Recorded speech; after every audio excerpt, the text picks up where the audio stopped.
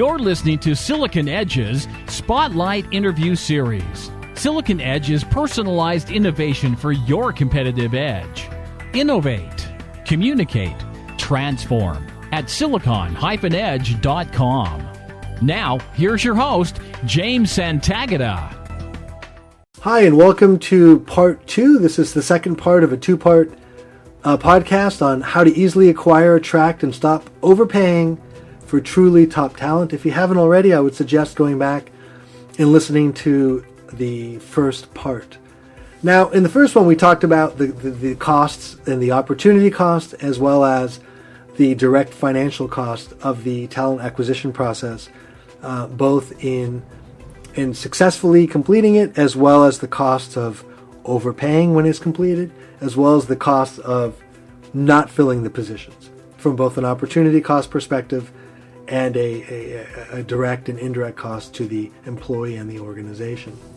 Now, beyond all this, what this also means is that how do we minimize these costs? Well, number one, it means that when candidates are brought in for an interview, they really need to be screened to ensure that each is of sufficient constitution to be employable at the firm.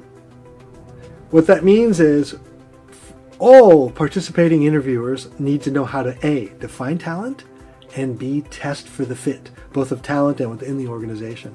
And this is for the broader company, within their particular department, as well as the particular team they would join if successful.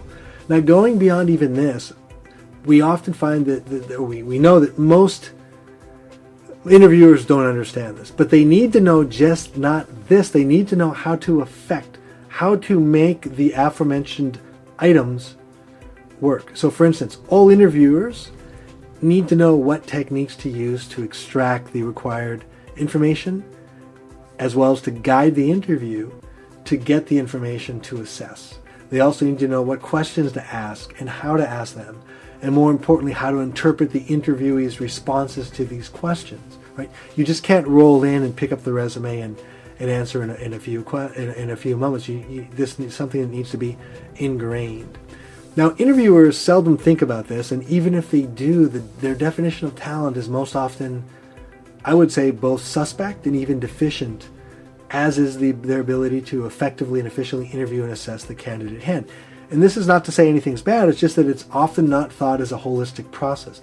There's many other factors which play into the decisions they've made. It's not that they're irrational, it's just that there's many other factors tugging at them simultaneously, which they need to satisfy. Now, in practice, this leads to a hiring process which favors most often the selection of a patently wrong candidate or the selection of a subpar candidate. It also leads to the hiring of so-called, what I call, safe candidates, or in the case of hiring which is done by marquee companies, Microsoft, Oracle, Facebook, etc., it often means hiring or leads to hiring only properly pedigreed candidates. And here's a newsflash. Almost any time you hire the properly pedigreed candidate, three things are happening. You overpay for talent, you end up with higher candidate expectations, leading to less loyalty, faster job changes, and or an attitude problem. Thirdly, an employee who actually is more likely to be recruited away, as also being more likely to look or more receptive to sweet whispers in the marketplace. Okay? Why should anyone care about this? Why should companies care, especially in Silicon Valley? Why would they worry about compensation or worry about overpaying? Can't they slough that off? We'll find out right after this message.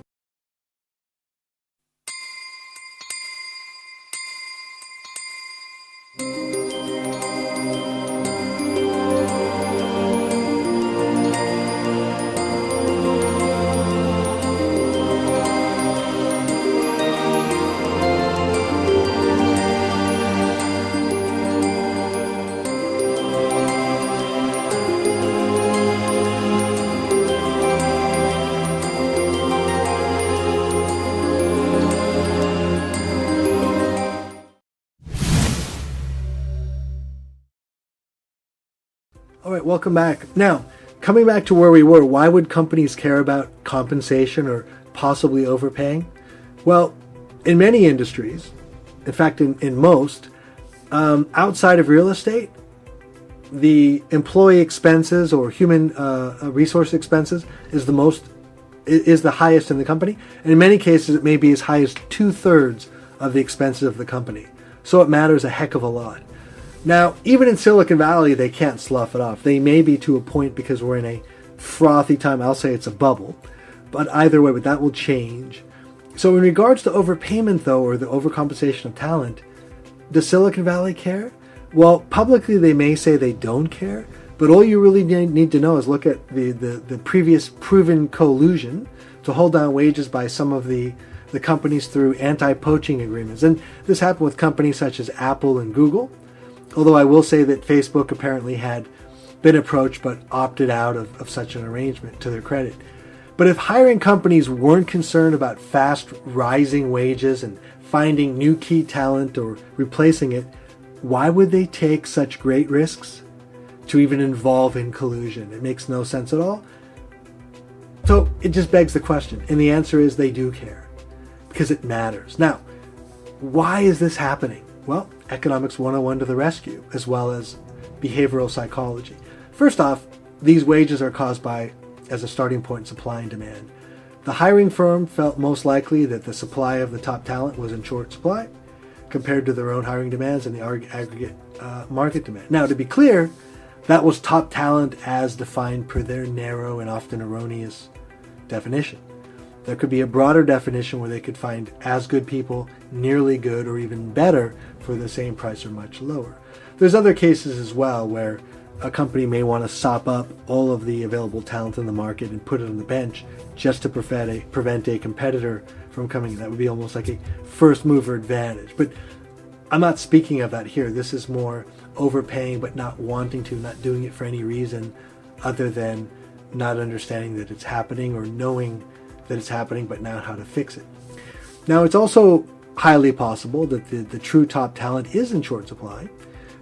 But as I said, it's more probable based on what I've seen in my own HR consulting and executive coaching over 10 years in this field, as well as being in the industry, that this is often brought on by the HR departments or the firm's hiring managers, a deficient or broken definition of what talent is, let alone top talent, as well as the inability of the hiring firm and the hiring firm's interviewers to properly attract, assess, close down said talent. Now, rather than developing a cohesive framework and starting with the definition of what's desired or required talent looks like, as well as what processes or techniques are needed to identify, assess, attract, and close, we often find the firm's hiring efforts are impeded by various cognitive biases, such as educational pedigree or the status and ranking of the candidate's current or former employer, right?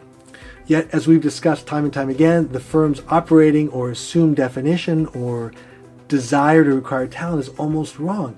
And these mental shortcuts actually invoke a series of other destructive cognitive biases, which quickly and rapidly can become a vicious circle, which end up with positions which are open, supposedly critical positions, which are open for 6 months or even a year or longer. Okay, that just doesn't make sense. Why is this, or where do we see this happen? We'll be right back after this message.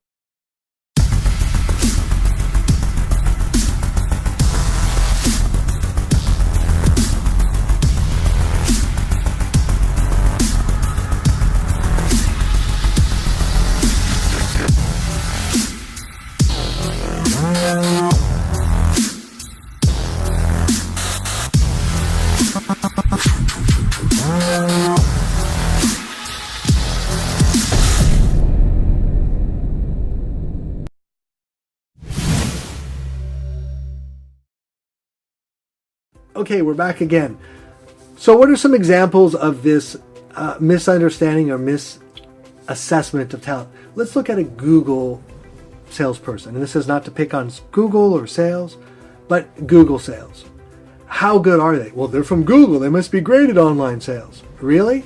But when you see that talented Google salesperson, can you really accurately determine how much of that person's success is due to their own talent? How much is due to the team behind them? How much is due to of their success to the resources they had access to? How much is due to the candidate's success is due to Google's market power, which is almost a monopoly in some areas.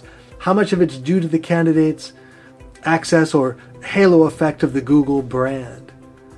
In terms of the salaries paid, higher salaries don't automatically buy better talent nor more loyal talent. That's just another myth and meme that persists.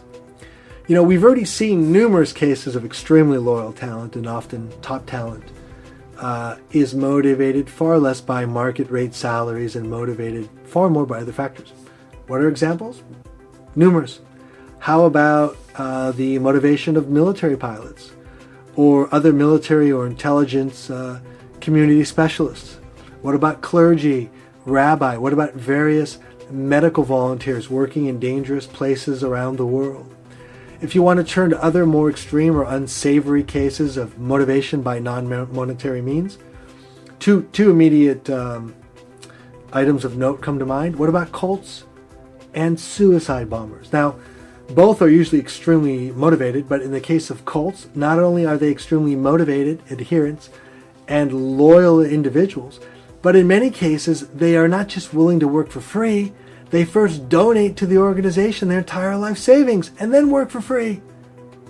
I'm not making a value judgment. I'm just making an observation of what they do. In the case of suicide bombers, well, they're willing to go to blow themselves up. Talk about dedication and passion, however twisted, debased, or unsavory it may be. It's a fact. So don't try to tell me money's the greatest motivator. It ain't. Now, since you're most certainly not going to ask the candidate to commit to a radical program when they join the company, to work for free or give away their assets or blow themselves up, how hard can it be to close down that candidate and have them join your company? If you can't answer that satisfactorily, then it's time to look at how you can adjust and reconsider your recruiting and talent acquisition process.